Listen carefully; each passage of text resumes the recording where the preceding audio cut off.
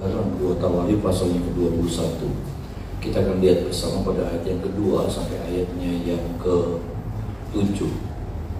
Sama-sama kita baca ayat 2 sampai ayat yang ke-7, Bapak Saudara. 1, 2, 3. Saudara-saudaranya anak Yosafat ialah Asaria, Yehiel, Zakaria, Asariahu, Mikael, dan Sefatia. Mereka semua anak-anak Yosafat, raja Israel. Ayahnya memberikan kepada mereka banyak pemberian berupa emas dan perak, barang-barang berharga, juga kota-kota berkubu di Yehuda. Tetapi kedudukan kerajaan diberikannya kepada Yoram, karena dialah anak sulungnya.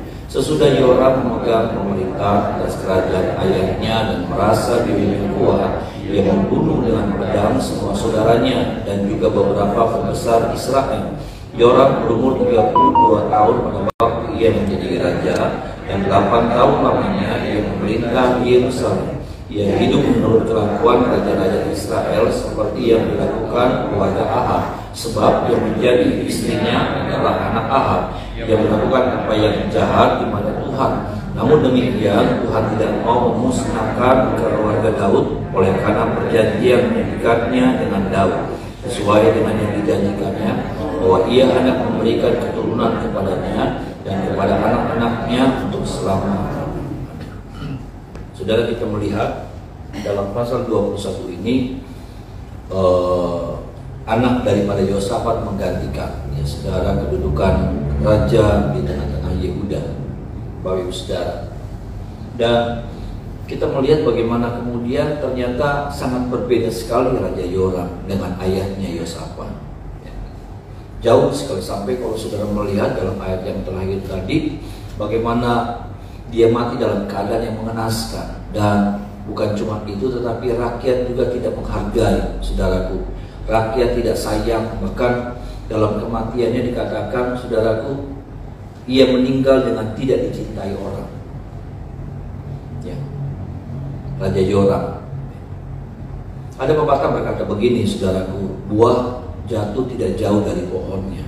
Ya saudara, buah itu jatuh tidak jauh dari pohon. Tetapi kalau saya dan saudara melihat bagaimana kemudian sangat jauh sekali, saudara, Yoram dengan ayahnya Yosafat.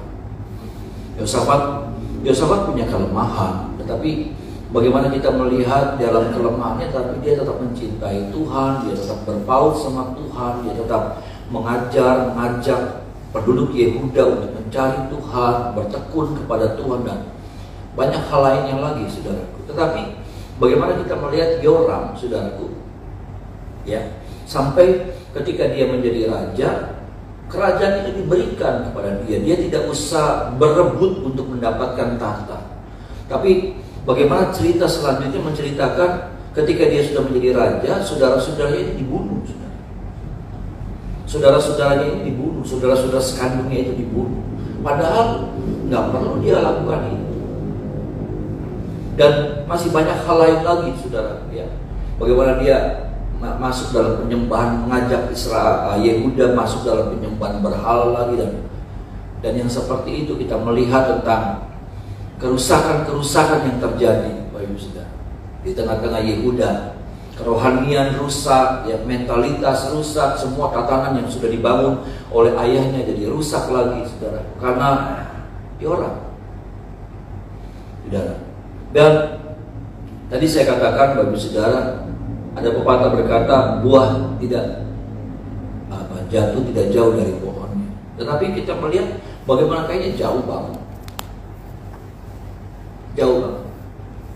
Dan kita coba mau cari tahu, ya saudaraku, ada apa sih sebenarnya yang seperti ini? Bagaimana kasus seperti ini bisa terjadi? Bagaimana keadaan yang seperti ini bisa terjadi?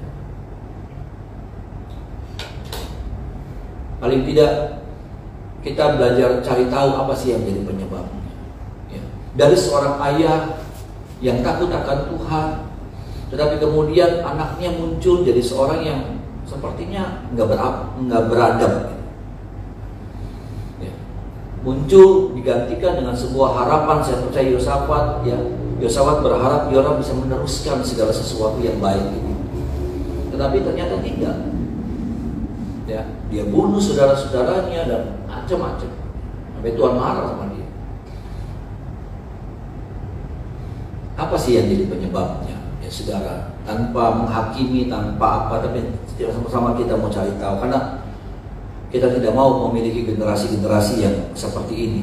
Ada amin saudara ya. Kita mau generasi-generasi kita selanjutnya, anak-anak kita, cucu-cucu kita menjadi generasi yang takut akan Tuhan. Ada amin saudara ya.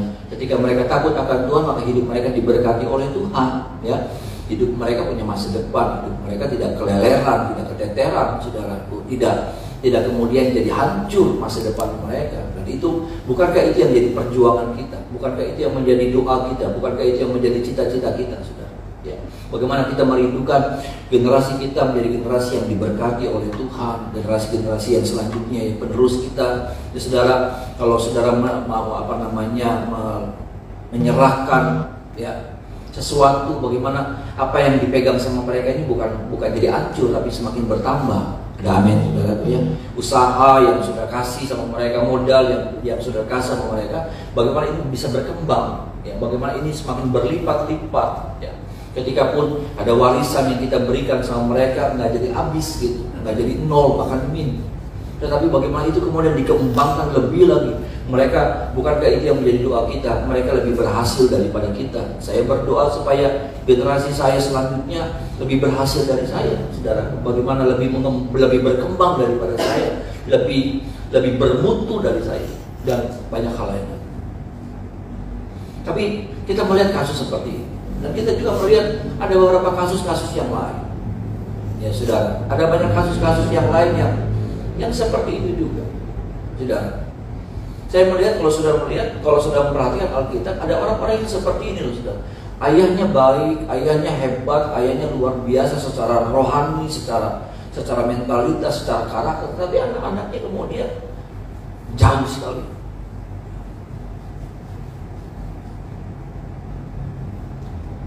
Ya. Dan ini yang kita mau sama-sama perhatikan, saudara. Mungkin kita akan bilang begini, banyak faktor, iya betul banyak faktor. Tetapi coba saya mengerucutkan ya, saudara, karena saya melihat setelah saya mempelajari secara lama Alkitab ya, saudara. Ya. Saya melihat ada satu buah celah, ya, ada sebuah celah yang celah ini yang kemudian jadi penyebabnya. Ya, saya coba saudara lihat tentang Imam Eli, ya. Bagaimana anak-anak Imam Eli jadi anak-anak yang bejat dan anak-anak yang seperti itu. Ya. Dan bagaimana Musa juga anak-anaknya bukan seorang yang kemudian tampil sebagai orang-orang hebat, saudara. Ayahnya hebat, tetapi anak-anaknya Musa nggak terlalu menonjol. Dan masih banyak lain lagi, saudara, kasus-kasus yang seperti itu, ya, saudara. Yang saya lihat, Bapak Ibu Saudara, ya, saya lihat. Ini sebagai perenungan buat kita bersama, ya. Tanpa kita menghakimi orang-orang hebat dalam Alkitab, ya, saudara, Yosafat atau Musa atau siapapun juga, tetapi paling tidak ini menjadi sebuah perenungan. Mungkin ini jadi penyebabnya, dan kalau ini jadi penyebabnya, maka kita harus berhati-hati dalam hal yang seperti ini. Apa itu, saudara? Saya melihatnya begini. Yosafat. Betul, Yoram punya penyebab-penyebab yang lain, tetapi saya cuma membawa kita melihat dari sisi orang tua, ya, sudah, dari Yosafat. Saya dan saudara sebagai orang, saya melihat begini. Seringkali yang jadi penyebab dalam hal yang seperti ini, terjadi kasus seperti ini, karena kelemahan kita di dalam apa? Berbagi waktu. Sama-sama bilang sama saya, berbagi waktu, saudara. Berbagi waktu, berbagi perhatian. Saya melihatnya seperti itu. Musa, saudara, ya, Musa begitu fokus sama Israel, begitu fokus sama bangsa Israel. Ya, jadi pemimpin yang hebat buat bangsa Israel. Tetapi dia lupa berbagi waktu. Dia gagal dalam berbagi waktu, berbagi perhatian buat keluarganya.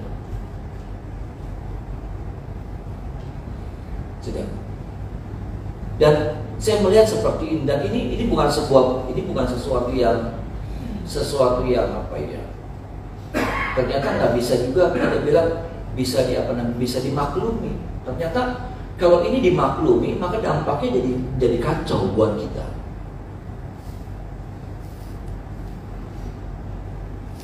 Imam Eli, saudara, Imam Eli begitu fokus sama pelayanan, begitu fokus sama pelayanan. Tapi apa, saudara? Nggak bisa berbagi waktu untuk yang lain, untuk keluarga. Sampai apa? Ya, hancur, rusak. Berbagi perhatian. Karena kadang-kadang kita begitu fokus sama satu hal, tetapi hal-hal yang lainnya terbengkalai. Kita fokus sama kerjaan, tapi hal-hal yang lainnya terbengkalai. Kita fokus sama pelayanan, tapi hal-hal yang lain terbengkalai. Dan maaf, saudara, Tuhan nggak mau. Bisa bilang amin, saudara. Itu sisi kelemahan kita. Itu apa?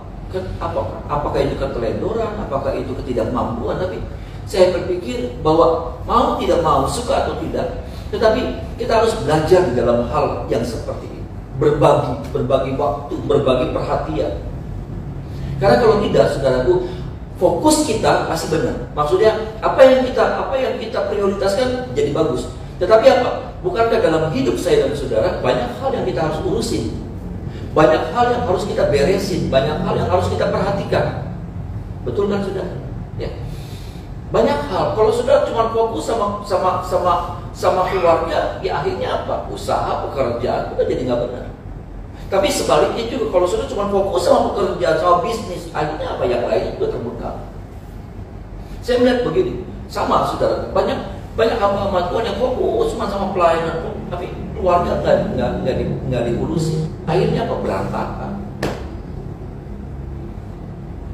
Saya tidak lagi menyalahkan cari salah, Pak. Kita lagi sama-sama cari tahu, saudara. Apa sih yang jadi celah dari semuanya ini? Jangan sampai yang satu beres, tetapi apa? Ada tiga urusan kita yang hancur lebur, berantakan.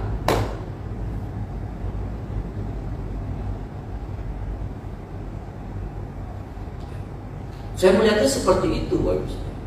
Saya melihatnya Yosafat betul. Kalau sudah bilang begini, ya tapi itu ada penyebab istrinya, Pak. Iya betul. Saya merasa ada faktor seperti itu. Tapi faktor ini juga kuat. Faktor bagaimana saya, puji Tuhan ya Bapak Ibu Saudara. Papa saya orang yang punya waktu banyak buat Tuhan, buat jemaat. Tetapi papa saya juga jadi seorang papa yang punya banyak waktu buat keluarga. Ya, itu yang saya lihat. Kalau saya lihat ya sudah betul, keluarga kami bukan keluarga yang sempurna sekali, tapi saya melihatnya lumayan gitu, sudah. Ya, kakak-kakak saya dari yang paling besar sampai saya lumayan gitu. Ya, karena saya lihat ada yang rusak, hancur-hancuran. Anak-anak bukan anak-anak penjahat, anak-anak hamba-hamba Tuhan. Nah, kita lagi sama-sama terbuka ya, saudara. Kita lagi sama-sama terbuka melihat sebuah kasus demi kasus supaya apa? Ke depan kita punya generasi-generasi yang diberkati oleh Tuhan. Ada amin, saudara. Seperti itu aja. Saya melihat papa saya punya waktu yang kalau sama Tuhan habis-habisan, saudara. Sama pekerjaan Tuhan, nggak bisa dia. Tapi sama keluarga juga dia punya banyak waktu. Papa saya punya banyak waktu, kumpul, makan bareng, ngobrol bareng. Seperti itu ya tuh, saudara ya. Papa saya bukan orang yang suka jalan-jalan. Papa selalu kalau diajak jalan-jalan nggak mau. Ya, kita pernah jalan-jalan ke Borobudur, ya saudara. Papa diajak. Papa nggak orang yang suka jalan-jalan. Tapi untuk urusan yang begitu, ngumpul sama keluarga, ngumpul sama anak-anaknya, sudah berbagi cerita apa gitu, ketawa, ketiwi, itu papa punya banyak waktu. Dan papa sempatkan diri. Papa bukan satu pribadi yang jaim, yang punya jarak. Dan saya melihat ya saudara, anak-anak kita apa namanya, saudara-saudara saya, anak-anak dari papa mama saya itu baik gitu, saudara. Bukannya saya, tapi baik gitu. Kita bukan orang-orang yang hebat, tapi baik. Kita bukan orang-orang yang bagaimana, tapi baik. Baik dalam hidup, maksudnya ya nggak jadi kemudian jadi batu sandungan, kemudian jadi apa gitu, bagaimana gitu.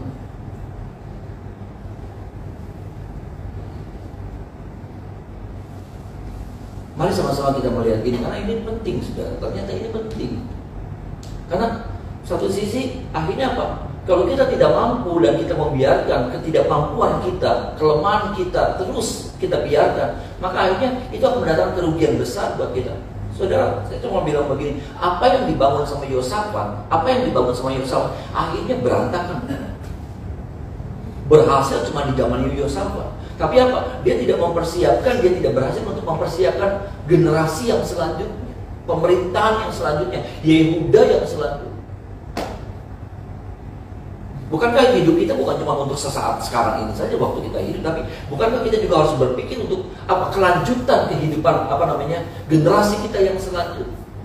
Kita nggak bisa bilang begini, pokoknya urusannya kita sekian urip bagus, buat nanti anak saya kayak apa sih nggak ada urusan saya.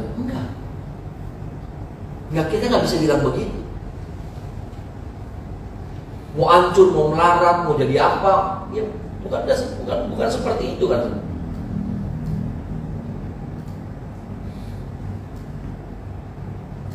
Nah, kelemahan kita adalah kelemahan saya, kelemahan saudara. Dan ini yang sama-sama harusnya kita benahi.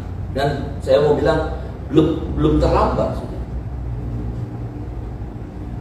Karena seringkali kita nggak punya waktu, kita nggak bisa berbagi waktu, kita nggak bisa berbagi perhatian. Kalau kita sudah fokus sama ini, sampai yang lainnya terbengkalai, sampai yang lainnya asal udah ya. Nggak ada perhatian. Yang namanya perhatian itu sudah beda, sudah. Kalau seseorang memperhatikan itu sudah tahu ini berkembang, tahu ini mati, tahu ini layu, tahu. Ya, tahu ini kenapa ya nggak berbunga-bunga ya. Udah mestinya berbunga tapi nggak berbunga. Tahu. Tapi kalau kita nggak perhatian, kita nggak ngerti yang seperti itu. Kita pikir semuanya jadi normal-normal saja. Ketika pohon ini nggak berbunga, ya kita pikir biasa-biasa. Kenapa? Karena kita nggak memperhatikan. Kita fokus sama satu hal. Misalnya kita fokus sama bisnis. Urusan yang lainnya jadi terbengkalai, nggak diperhati. Urusan rohani anak-anak, urusan apa macam-macam yang lainnya, jadi nggak terbengkalai, nggak diurus.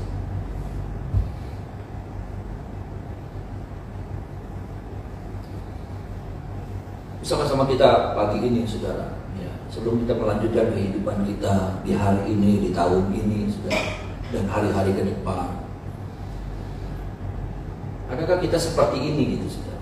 Kita cuma mikirin rohani kita sekarang, kita cuma mikir. Saudara, dalam hal ini Yosafat itu hebat.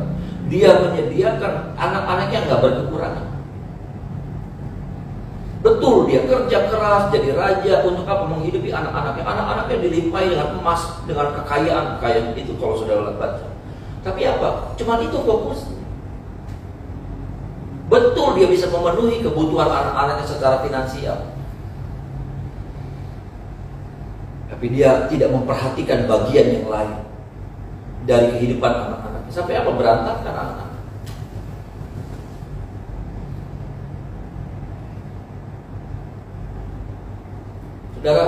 Saudara sedang terpaku sama memperhatikan apa?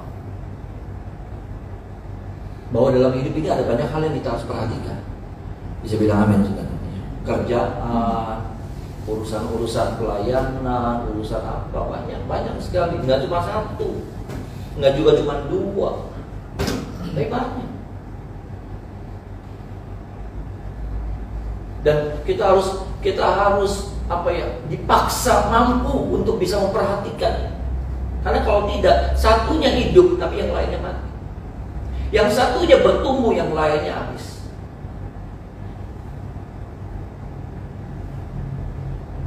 Dan ini bukan sesuatu yang mudah. Saya dipercayakan jadi ketua sinode, dan gak gampang, saudara. Saya mesti ngurusin, saya mesti pantau. Ada 11 majelis daerah yang saya harus pantau. Tapi satu sisi juga Itu nggak mudah. Saya mesti awasin juga, saya mesti tetap stay di pelayanan tempat ini. Saya juga satu sisi mesti yang lainnya lagi, saudara. Ngurusin keluarga.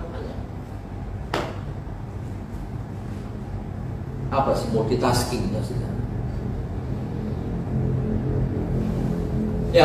Yang kalau multitasking itu satu jalan, tapi yang satunya juga, yang lainnya juga bisa jalan. Kalau di handphone ada sistem multitasking ya, saudara.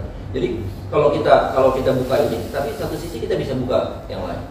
Kita bisa nonton Netflix, ya. Netflixnya nggak ketutup, tapi yang lainnya kita bisa kerjain. Kita mau nulis apa, kita mau bikin apa, tapi masih bisa jalan bersamaan. Dan kita dituntut yang seperti itu, saudara. Maaf, saudara. Ya, kita nggak bisa bilang aduh boleh. Tapi itulah kehidupan. Dan saya percaya begini. Tuhan kasih kemampuan sama saya dan saudara. Bisa bilang amin, saudara.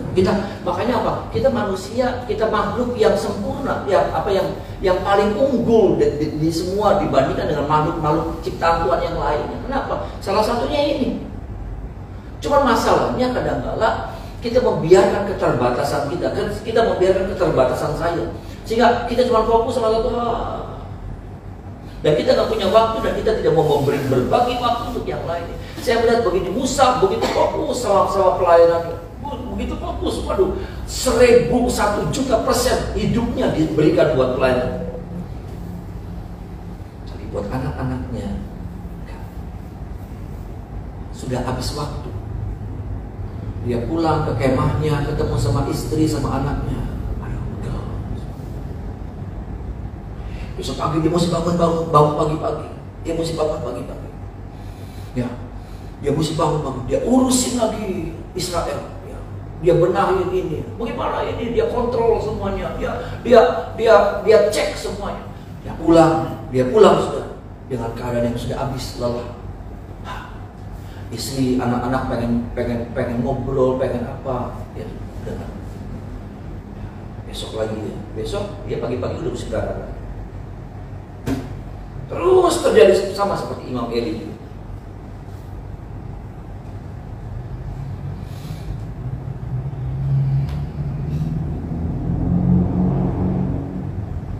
Adakah kita mau mengorbankan yang seperti itu? Kita bilang, tapi kan papa, mama menuhi kebutuhan kamu. Tapi kan papa, mama kasih apa yang kamu mau. Yosafat kasih semua kebutuhan anak-anak, berlimpah, nggak kekurangan. Dan dia merasa begini, saya papa yang berhasil. Seringkali kita juga patokan kita adalah ketika berhasilan kita bilang begini, ketika saya sudah bisa memenuhi kebutuhan anak saya. Sekolah apa? Tak kasih sekolah yang baik.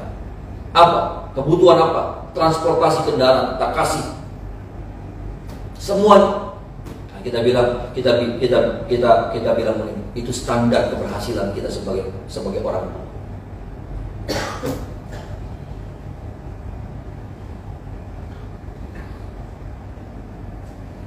Firman buat kita, termasuk buat saya, saudara. Supaya apa, jangan sampai kita akhirnya nangis bombay. Kenapa? Karena kemudian ketika kita melihat rusak, anak-anak kita jadi anak-anak yang hancur masa depan. Tidak ada unsur apa-apa saya sampaikan ini, karena ini firman sama-sama buat kita. Karena kelemahan kita sama. Kelemahan kita itu sama. Kita kalau sudah fokus sama satu hal, saudaraku, ya, kita kalau sudah fokus sama satu hal, maka kita udah nggak bisa berbagi sama yang lain untuk hal yang lain. Dan ini celaka ternyata buat kita. Ini tercelaka loh.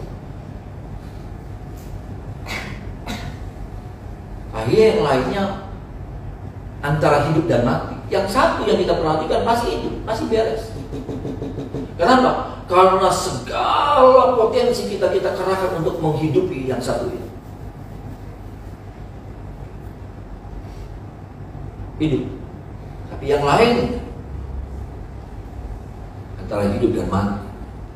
Kita sedang bilang begini, ya terserah, urip mati. Tapi bukankah itu juga bagian hidup kita? Apa itu? Keluarga, pelayanan, apa saudara? Ya. Anak-anak, hubungan suami istri, dan itu adalah kita juga. Itu adalah bagian hidup kita. Yang kalau itu terganggu juga hidup kita. Yang kalau itu rusak juga hidup kita. Yang kalau itu mati juga sebagian daripada hidup. Bukannya seperti ini.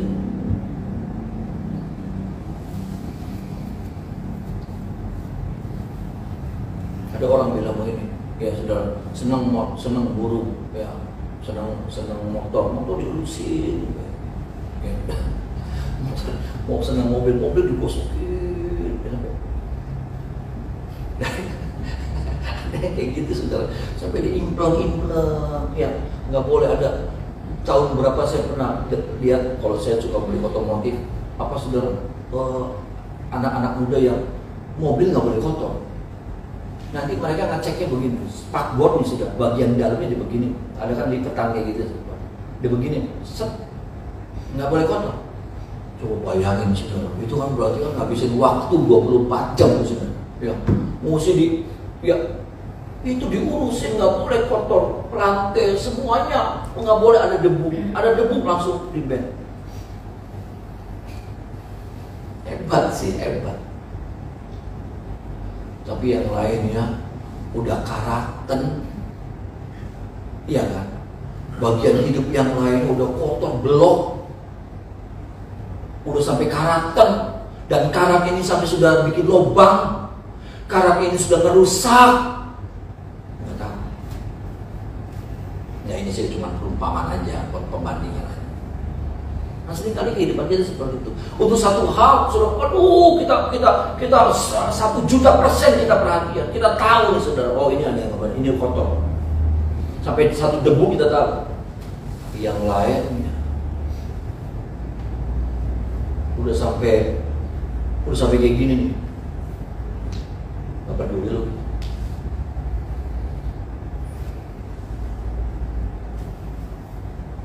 Rohani kita, bukan cuma tentang keluarga, tapi rohani kita udah kayak gini, udah kayak gini.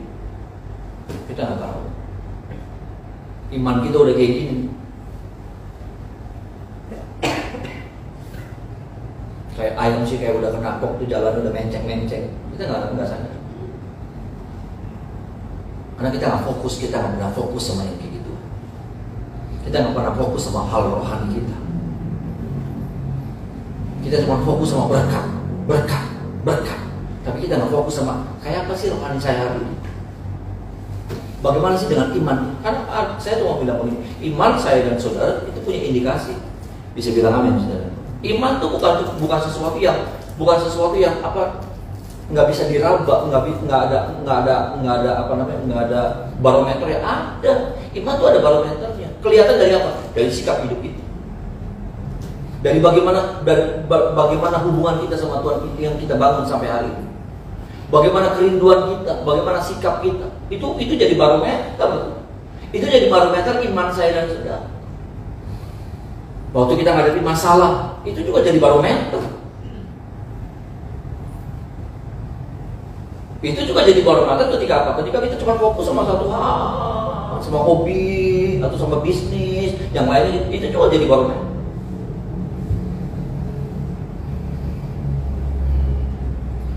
Tolong kita ya saudara, ya.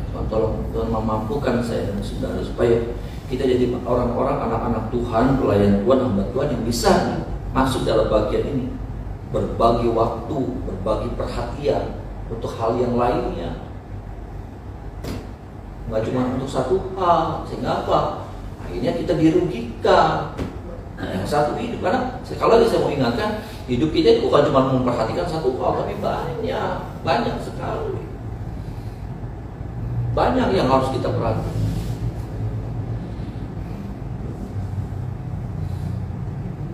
Dan Dan kalau sampai kita gagal, bukan gagal, kadang-kadang kita nggak sadar. Ya, sudah. Saya percaya kalau kita sadar dan kita minta sama Tuhan, Tuhan pasti mampukan saya dan saudara. Ada amin. Tuhan akan memampukan kita untuk kita bisa satu saat kita fokus ini, tapi ada waktu di mana kita berbagi perhatian untuk yang lain.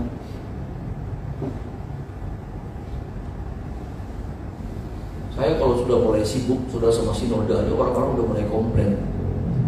Agam keluar kota baik, keluar kota baik.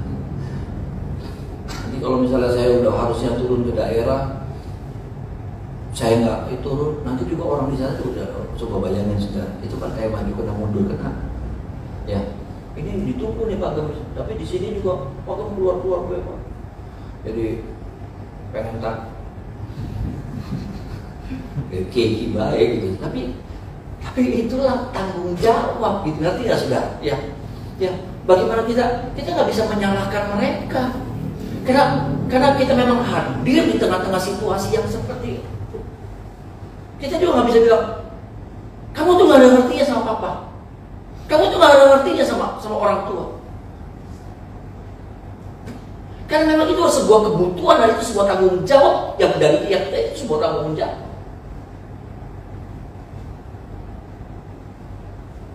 Dan saya percaya, sudah, saya cuma minta supaya Tuhan mampukan kita. Ada amin, saudara. Tuhan memampukan saya, sehingga apa? Bukan cuma satu yang beres, yang lainnya mati, tapi semuanya beres. Ada amin, saudara. Semuanya berkembang, semuanya bertumbuh, semuanya berbuah. Bisa bilang amin, saudara. Bukankah itu yang Tuhan mau? Bukankah itu yang Tuhan mau, saudara? Makanya apa? Firman Tuhan bilang begini, satu hal lagi, saya ingatkan sama Tuhan. Makanya apa? Tuhan bilang sama kita, jadi kepala bukan jadi ekor. Ada amin, saudara.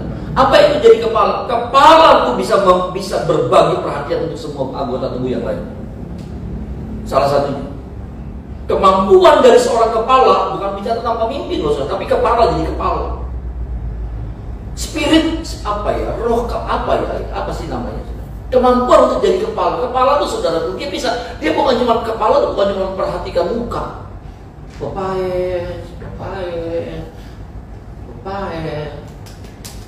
Tapi apa yang lainnya kan diperhatiin. Betul nggak, saudara? Sampai kuku, manikur, pedikur, saudara, sampai di apa namanya,